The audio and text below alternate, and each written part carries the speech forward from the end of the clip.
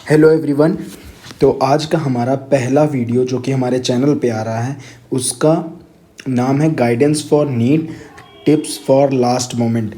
Late me tell you, ये video आप लोगों के लिए बहुत ज़्यादा इम्पॉर्टेंट होने वाला है क्योंकि ये चीज़ें कोई भी अनएक्सपीरियंस्ड बंदा नहीं बता सकता कि आपको लास्ट मोमेंट में क्या चीज़ें करनी चाहिए। वही बता सकता है जिसने ये सब चीज़ें एक्सपीरियंस की हों। तो सबसे पहला पॉइंट जो आप लोगों के दिमाग में एकदम क्लियर होना चाहिए, क्रिस्टल क्लियर होना चाहिए आई शुड से, कि आप लोगों को प्रीवियस ईयर क्वेश्चन हर सब्जेक्ट के रिलीजियसली कंप्लीट कर लेने हैं।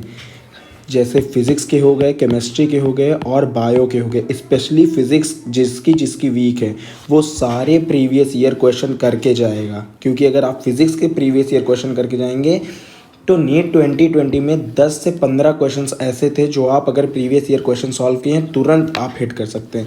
तो first point is previous year question आप लोगों को बहुत अच्छी तरह लगा करके जाने हैं। सेकेंड पॉइंट, आप लोगों को नोट्स बहुत अच्छी तरह बनानी है। आपकी जो भी नोट्स बनी हुई हैं उन्हें आपको तुरंत रिवाइज़ करना है। ये टाइम नई नोट्स बनाने का, नए लेक्चर देख के आप लोगों के लिए नहीं है। ये टाइम आप लोगों के पास 3 से 4 महीने, मैक्सिमम 6 मंथ्स हैं आप लोगों के पास, क्योंकि कोरोना जितना टलता जाएगा आप लोगों के एग्ज़ाम उतना टलता जाएगा। बट आप लोगों की जितनी भी बनी हुई नोट्स हैं, इधर फिज़िक्स, केमिस्ट्री और बायो, सब को आपको रिवाइज़ कर लेना है।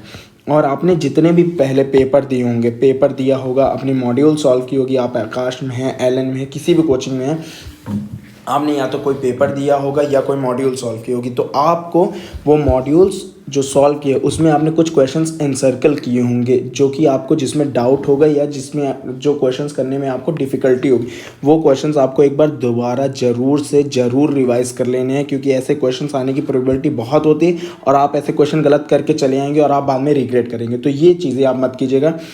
थर्ड थिंग, लगातार ये टाइम मॉक टेस्ट देने का है। ये टाइम नए नए टॉपिक्स पढ़ते हुए हमको सब आ रहा है ये करने का नहीं है। आपको लगातार मॉक टेस्ट देना है, अपने आप को जज करते जाना है आपको। ये एक चीज़ आप अपने दिमाग में एकदम क्लियर कर लीजिए। और आपको इस समय अपने स्कोर से बिल्कुल भी डिप्रेस्ड नहीं होना है कि मेरा स्कोर कम आ रहा है तो मेरा सिलेक्शन होगा कि नहीं होगा। सिलेक्शन होगा कि नहीं होगा वो एक अदर टॉपिक है। सबसे पहला टॉपिक है कि आपको अपना मेहनत करते रहना है, क्योंकि अगर आप मेहनत करते जाएंगे, फाइनल तक आप मेहनत करते जाएंगे, आपका सिलेक्शन 101% होगा।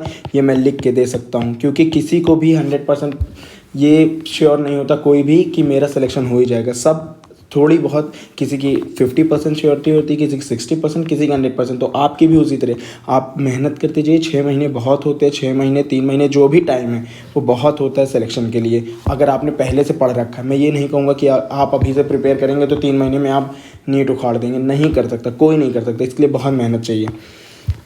पाँचवीं चीज़ है, आपको अपने सारे डाउट्स, चाहे बुक का डाउट हो, चाहे एग्ज़ाम के पेपर्स में डाउट हो, आपको या तो अपने टीचर से क्लियर कर लेने, या तो आप ऑनलाइन, आजकल तो डाउट नट है, ये नट है, वो नट है, बहुत से ऐसे ऐप्स हैं जहां से आप अपने डाउट्स क्लियर कर सकते हो। तो प्लीज़ अपने डाउट क्लियर करके आगे बढ़िए, क्योंकि डाउट्स जब क्लियर होते हैं तो आपके दिमाग में उसकी एक अलग इमेज बनती है। और ट्राई टू थिंक कि दूसरा तरीका क्या है। थिंक करिए मत कि आप टाइम वेस्ट करने लगे एक ही क्वेश्चन पे 10 मिनट। नहीं, ये सब नहीं करना। इस समय कोई भी न्यू बुक नहीं उठानी, एक्सेप्ट प्रीवियस ईयर क्वेश्चन। कोई भी नई किताब नहीं उठाएगा, नो न्यू बुक। और लास्ट और सेवेंथ थिंग क्या है, सबसे इम्पॉर्टेंट थिंग है, ये आपको 340+ लाने में आराम से बायो में हेल्प कर सकते हैं। आपको अपनी बायो की एनसीईआरटी रिलीजियसली पढ़ लेनी है। 11th और 12th की जितनी बार रिवीजन हो सके, जितनी बार आई शुड से रिवीजन हो सके आपको करना है। और स्पेशली उनमें क्या लर्न करना है, आपको एग्जाम्पल्स लर्न करना है। उधर बायोडाइवर्सिटी वाले पोर्शन में आपको सब कुछ लाइन बाय लाइन, डेटा बहुत ज़्यादा इंपॉर्टेंट है उस एरिया का, तो आपको डेटा रिमेंबर कर लेना है। आपको कोई भी चैप्टर छोड़ के नहीं आना, ये आप बहुत इंपॉर्टेंट, क्योंकि लोग 3-4 चैप्टर छोड़ के चले जाते हैं बायो में, 2-3 छोड़ दिया फिजिक्स में, 1-2 छोड़ दिया केमिस्ट्री में, अरे हमको तो ये 5-6 चैप्टर। ऐसा नहीं करना है। आप सारे चैप्टर कवर करके जाएंगे, भले आप सरफेस लेवल पे कवर करके जाएं। क्या पता कि उस दिन सरफेस लेवल क्वेश्चन ही आया और आपने ना करने की वजह से आपने उस क्वेश्चन को भी छोड़ दिया। तो आपको सरफेस लेवल क्वेश्चन, आप सरफेस लेवल प्रिपरेशन करके जाइए, बट आपको क्वेश्चन अटैम्प्ट करके आना ही होगा। 9th थिंग, जो कि है आपको अपने मिस्टेक्स, इस समय जो भी आपके मॉक टेस्ट में कोई भी गलती हो रही है, आपको उस मिस्टेक को देखना है, चेक करना है कि क्या ये सिली मिस्टेक था, क्या ये मिस्टेक ऐसी थी जिसे होनी चाहिए थी, क्या ये नहीं होनी चाहिए थी, क्या मेरे कॉन्सेप्ट में क्लियरिटी नहीं थी, ये सब आपको, और उसको एक नोटबुक में लिख लीजिए, क्योंकि अगर ये मिस्टेक अभी हो जा रही है तो क्या पता ये मिस्टेक बाद में भी हो सकती है।